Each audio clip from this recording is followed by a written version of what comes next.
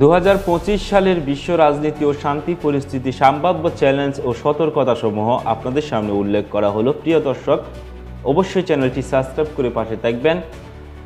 2025 সালে বৈশ্বিক রাজনীতি ও শান্তি পরিস্থিতি জটিল ও অস্থিতিশীল থাকার সম্ভাবনা রয়েছে। ভূরাজনৈতিক টানাপোড়েন, আঞ্চলিক সংঘাত, অভ্যন্তরীণ অস্থিরতা এবং অর্থনৈতিক সংকট বিশ্বকে এক অনিশ্চিত ভবিষ্যতের দিকে নিয়ে যেতে পারে।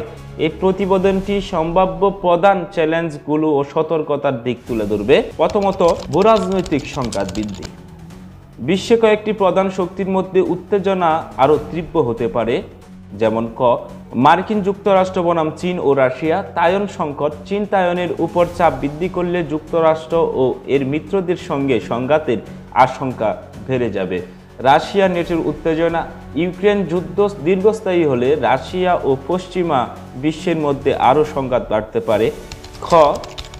মধ্যপ্রাচ্য ও ইসরায়েল ফিলিস্তিনের সংকট। 2024 সালের ইসরায়েল ও গাজা যুদ্ধের প্রভাব 2025 সালেও অব্যাহত থাকতে পারে। ইরান, সিরিয়া ও হিজবুল্লাহর সঙ্গে ইসরায়েলের সংঘাতের আশঙ্কা রয়েছে। সৌদি আরব ও ইরানের মধ্যে উত্তেজনা বাড়তে পারে।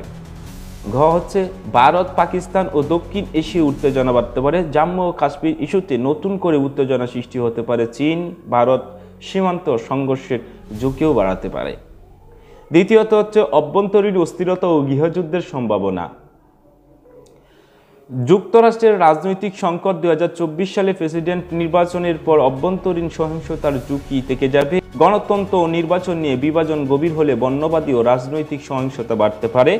ইউরোপীয় ইউনিয়নের চ্যালেঞ্জগুলো থাকতে পারে। অভিবাসন সংকট ও ডানপন্থী জাতীয়তাবাদী গোষ্ঠীগুলোর উত্থান ইউরোপের অস্থিরতা বাড়াতে পারে।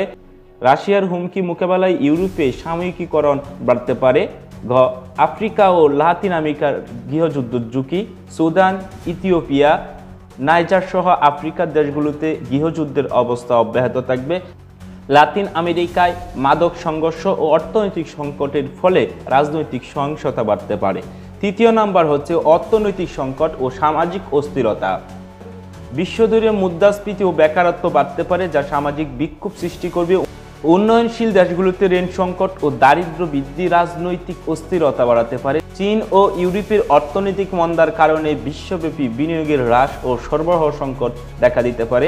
এআই ও সাইবার প্রযুক্তি ব্যবহারের মাধ্যমে গোপন যুদ্ধ আরও বৃদ্ধি পেতে পারে। চীন, রাশিয়া, পশ্চিমা দেশগুলোর মধ্যে কৃত্রিম বুদ্ধিমত্তা প্রযুক্তিগত দৌড় সংঘাত বাড়াতে পারে। ভুয়া তথ্য ও হ্যাকিংয়ের মাধ্যমে রাজনৈতিক অস্থিরতা বাড়াতে পারে। এই জন্য কূটনৈতিক সংলাপ ও শান্তির প্রচেষ্টার মাধ্যমে জাতিসংঘ আন্তর্জাতিক সংস্থাগুলোকে মধ্যস্থতা বাড়াতে হবে। আঞ্চলিক সংঘাত নিরসনের উদ্যোগ।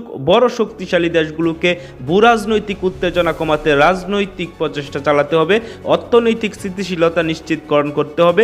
বিশ্বব্যাপী দারিদ্র্য ও মূল্যস্ফীতি নিয়ন্ত্রণের জন্য অর্থনৈতিক নীতি ও সহযোগিতা দরকার। সাইবার ও এআই নীতিমালা। বিশ্বব্যাপী সাইবার নীতিমালার যে বুদ্ধিমত্তা ব্যবহারের নীতিমালা কঠোর করতে হবে। গণতন্ত্র ও মানবাধিকার সুরক্ষা। রাজনৈতিক বিভেদ ও স্বৈরতন্ত্রের বিরুদ্ধে গণতান্ত্রিক মূল্যবোধ রক্ষা করতে হবে।